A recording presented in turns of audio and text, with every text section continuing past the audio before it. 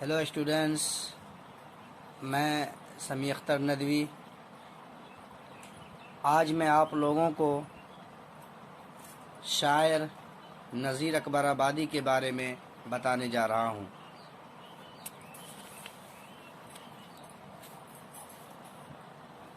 Students, ہم نے بہت سے شاعروں کو پڑھا اور پڑھتے بھی ہیں ابھی تک، لیکن مجھے نذیر سب سے زیادہ پسند ہے۔ نذیر کا نام شیخ ولی محمد تھا۔ نذیر تخلص کرتے تھے، آگرہ کے رہنے والے تھے۔ آگرہ کو اکبر آباد بھی کہتے ہیں، اسی لیے اکبر آبادی مشہور ہوئے۔ بعض ہستیاں ایسی ہوتی ہیں جو ماضی اور حال سے زیادہ مستقبل پر نظر رکھتی ہیں۔ نذیر کا شمار ایسی ہی ہستیوں میں ہوتا ہے۔ یہ سب سے پہلے شاعر ہیں جنہوں نے عوامی جذبات، خیالات اور احساسات عوامی زبان میں نظم کیے۔ ان کا کلام ان کے زمانے کے سیاسی، سماجی، معاشی اور اقتصادی حالات کا ترجمان نظر آتا ہے۔ نذیر عوامی زندگی سے بہت قریب تھے۔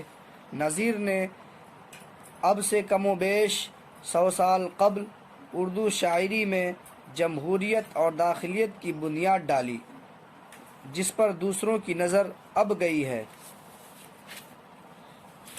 نذیر کے زمانے میں ادب کا دائرہ تنگ ہو کر امراء کے دربار تک محدود تھا، لیکن نذیر شاعری کو عوامی جذبات سے ہم آہنگ کرنا چاہتے تھے۔ وہ ہر قسم کی محفلوں میں بیٹھتے تھے، ہر طرح کی نشست اور حجتوں سے لطف اندوز ہوتے تھے۔ کبوتر بازی، بٹیر بازی، تمام شوق نذیر نے پورے کیے۔ تمام میلوں، ٹھیلوں، تماشوں اور تہواروں میں حصہ لیتے تھے۔ کسی بھی عوامی مجلس کو ہاتھ سے جانے نہیں دیتے تھے۔ آگرے کی پیراکی اور بلدیوجی کی میلہ اس عہد کے مخصوص میلے تھے۔ کورا برتن، روٹی نامہ، مفلسی وغیرہ ایسی نظمیں ہیں جن سے پتہ چلتا ہے کہ نذیر کو عوامی دکھ درد کا کس قدر اندازہ تھا۔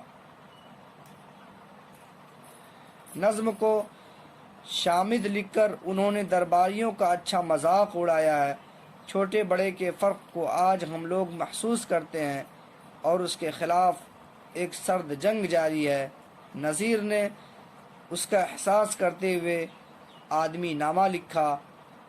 نذیر کی سب سے بڑی خوبی ان کا تعصب سے آزاد رہنا ہے، رواداری اور وسیع النظر ہے۔ نذیر کا ہندوستانی سماج سے گہرا تعلق ہے۔ عید اور شب برات کے ساتھ ساتھ ہولی، دیوالی وغیرہ پر بھی لکھا۔ جہاں انہوں نے حضرت علی، حضرت عباس اور سلیم چشتی پر لکھا، وہیں کنہیا جی اور گرو نانک پر بھی لکھا ہے۔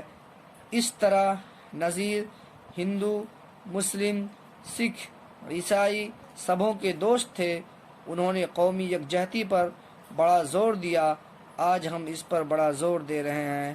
نذیر نے 100 سال قبل ہی اس کو محسوس کیا۔ یہی وجہ ہے کہ نذیر کو سب سے زیادہ پسند کرتا ہوں۔ آج کی ویڈیو میں بس اتنا ہی۔ اگلی ویڈیو میں میں آپ لوگوں کو نذیر اکبر آبادی کی یہ نظم کل جگ، اس کا خلاصہ میں آپ کو بتاؤں گا۔